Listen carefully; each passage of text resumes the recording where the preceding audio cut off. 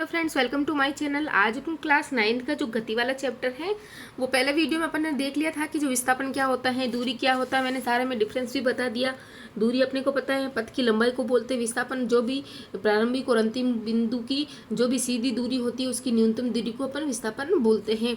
जो दूरी होती है वो अदिश राशि होती है और विस्थापन सदिश राशि होती है। दो बिंदु के मध्य अनंत दूरी हो सकती है, बट दो बिंदुओं के मध्य विस्थापन केवल एक ही होता है। जो भी सबसे न्यूनतम दूरी होगी वो होता है। दूरी हमेशा धनात्मक होती है। विस्थापन धनात्मक, ऋणात्मक, और शून्य कुछ भी हो सकता है। जो दूरी होती है वो हमेशा बढ़ती ही रहती है, कभी भी शून्य नहीं होती। बट विस्थापन तो अपने को पता है, जहाँ से अपन खड़े वही वापस वहीं आ जाते हैं तो वो शून्य हो जाएगा।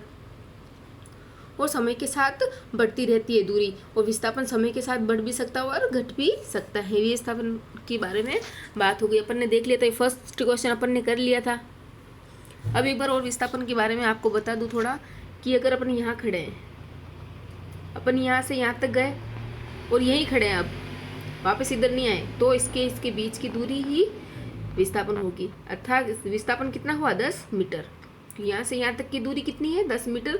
और अपन यही है, अपनी अंतिम स्थिति ये है। प्रारंभिक और अंतिम स्थिति के बीच की जो दूरी होती है, सीधी दूरी होती है, वो ही विस्थापन कहलाती है। हाँ, अब अपन यहाँ इधर गए, वापस इधर आ गए, यहाँ पहुँच गए। यहाँ पहुँच गए तो अब कौन सी होगी, इसका विस्थापन क्या होगा। दूरी तो हो गई 10 और 10, 20 मीटर हो गई दूरी। तो अब विस्थापन अपने को पता है, प्रारंभिक बिंदु और अंतिम बिंदु के बीच की दूरी ही विस्थापन कहलाता है। ये होगा विस्थापन अपना, डिस्प्लेसमेंट। ये हो गया विस्थापन। तो विस्थापन निकालने का एक सूत्र भी होता है कि लंब, ये हो गया लंब, इधर से ऐसे देखेंगे तो लंब हो गया, ये आधार हो गया, और ये कर्ण। तो अपन को पता है कर्ण निकालने का सूत्र क्या होता है, कर्ण स्क्वायर बराबर लंब स्क्वायर प्लस आधार स्क्वायर। इस सूत्र से अपन विस्थापन निकाल लेंगे। देखो पहले अपन देखते हैं इसका। अब देखो सेकंड क्वेश्चन अपन करते हैं। एक किसान, ये सारे जो क्वेश्चंस है ना, ये सारे अपने जो ये प्रश्न ऐसे एग्जाम्पल के बाद अपने को सॉल्व करने के लिए क्वेश्चन दिए जाते हैं, वो वाले क्वेश्चन अब इस यहाँ पे सॉल्व किए गए हैं। आप देखना, आपका जो भी प्रश्न है, पहले दूसरा तीसरे, जो भी अपने को खुद सॉल्व करने के लिए बुक में दिए जाते हैं, इनके कोई भी आंसर नहीं होते, तो मैंने यहाँ पे सारे ये आंसर इनके करके लाए। एक किसान 10 मीटर की भुजा वाले एक वर्गाकार खेत की सीमा पर 40 सेकंड में चक्कर लगाता है। 10 मीटर का वर्गाकार है तो चारों हो गई 40 मीटर।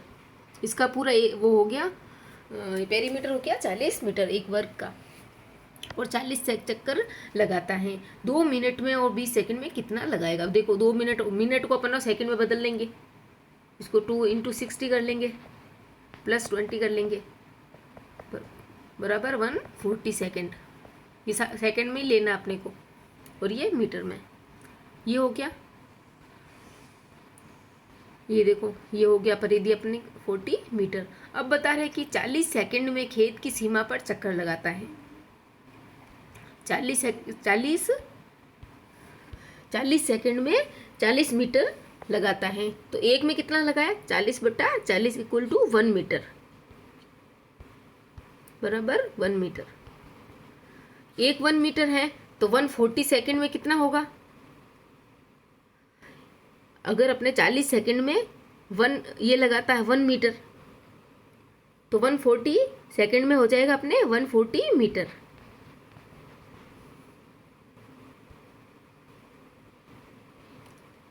ये देखो 1 मीटर आ गया इधर, 40/40 1 मीटर। और 40 सेकंड में कितना करेगा, 1 को इंटू मल्टीप्लाई करेंगे, 140 मीटर इक्वल टू 140 मीटर। अब अपने को पता चल गया कि 140 सेकंड में 140 मीटर वो दूरी तय करेगा।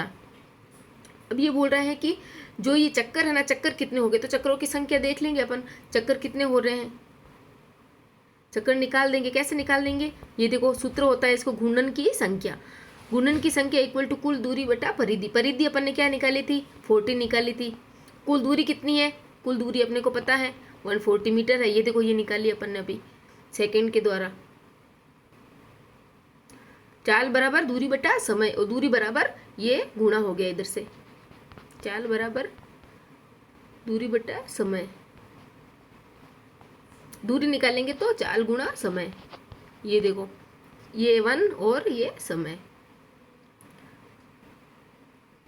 1 तो अपना समय हो गया, ये हो गया अपना चाल। ये हो गया 140/40। 140 तो अपने को पता चल गया कुल दूरी है, और दूरी अपन ने निकाली थी ना अभी, समय इंटू चाल करके अपन ने दूरी निकाली थी। तो दूरी बट्टा परिधि इक्वल टू 3.5 मीटर, अर्थात 3.5 चक्कर। अब 3.5 चक्कर अपन देखेंगे इधर लगा के, देखो ये 3.5 अपन चेक करते हैं। एक तो ये हो गया, 1 2 3, अब आधा करना है। यहाँ से अपन ने स्टार्ट कर रहे हैं, 3 काउंट कर लिए, अब ये आधा यहाँ पे, तो अपन को देखो ये निकालना पड़ेगा। अब ये पूछ रहा है कि 3.5 मीटर में जो अपन ने ये दूरी तय करी है, इसका डिस्प्लेसमेंट क्या होगा। तो अपने को पता है, भले 4 चक्कर हो, भले 1000 चक्कर हो, अपन सीधी दूरी लेंगे तो यहाँ से यहाँ तक की सीधी दूरी हो जाएगी अपना विस्थापन। तो क्या करेंगे अपन, 10 ये मीटर हो गई और 10 ये, अपन को पता है कर्ण स्क्वायर बराबर लंब स्क्वायर प्लस आधार स्क्वायर, इससे अपन डिस्प्लेसमेंट निकाल लेंगे। ये देखो इधर ये आ गया, इधर इसको ये लिख सकते अपन 2 तो 100 का हो गया 2√2। और इसको अपन को पता √2 का मान क्या होता है 1.414। इस प्रकार 2 मिनट 20 सेकंड के बाद किसान का विस्थापन होगा 14.14 मीटर। देख लेना आप, अच्छे से समझ में आ जाएगा। ये तो आपके सोल्व भी नहीं कर रहे हुए, पीछे बुक के भी ये अलग से हैं सारे, ये क्रियाकलाप के बाद में दिए गए सारे क्वेश्चंस। अब ये क्वेश्चन है कि विस्थापन के लिए कौन सा सही है। यह शून्य नहीं हो सकता। देखो अपन ने विस्थापन के लिए सारे 4-5 पॉइंट पढ़े थे, न्यूनतम दूरी को, अंतिम और प्रारंभिक दूरी के जो भी सीधी दूरी होती है उसको विस्थापन बोलते हैं, सदिश राशि होती हैं, और धनात्मक ऋणात्मक शून्य हो सकती हैं और घटिया बढ़ सकती हैं। तो अपन क्या है, ये शून्य नहीं हो सकता, बिल्कुल गलत है। क्यों? क्योंकि विस्थापन तो शून्य हो सकता है, जिस स्थान पे अपन थे वहीं वापस आ जाएंगे तो विस्थापन तो 0 होगा। दूरी तो होगी, क्योंकि दूरी हमेशा बढ़ती रहती है। एक तो जाने की दूरी और वापस आने की दूरी 10 + 10 20 हो जाएगी, बट विस्थापन होगा 0। पहला कथन गलत है क्योंकि विस्थापन शून्य हो सकता है। दूसरा गलत कथन क्या है, इसका परिमाण जो है वस्तु के द्वारा तय की गई दूरी से अधिक है। देखो अधिक या फिर इसका तो 0 है ना, तो अधिक है ना कम है, क्योंकि विस्थापन वस्तु के द्वारा तय की गई दूरी के बराबर या कम होता है। जो भी विस्थापन होता है उस दूरी से हमेशा कम ही होगा, क्योंकि दूरी तो अपने को पता है हमेशा लगातार बढ़ती ही रहती है। जो विस्थापन होगा या तो शून्य होगा या फिर उस दूरी से कम होगा। क्यों? क्योंकि अपन दूरी तो जितनी जितनी होगी वही उसकी सीधी सीधी अपन उसके मापते रहते हैं, भले वक्राकार हो या फिर स्क्वायर शेप में उसी में हो, बट विस्थापन हमेशा एक सीधी रेखा ही होगी। सीधी रेखा लेंगे तो अपन दूरी थोड़ी सी तो दूरी से विस्थापन कम ही आएगा। चाल और वेग में अंतर देखेंगे अपन। वस्तु द्वारा इकाई समय में तय की गई दूरी को चाल कहते हैं, और दिए गए समय में वस्तु के विस्थापन दर को वेग करते हैं। वेग बराबर विस्थापन बटा समय, और चाल बराबर दूरी बटा समय। चाल एक अदिश राशि है और ये सदिश राशि है।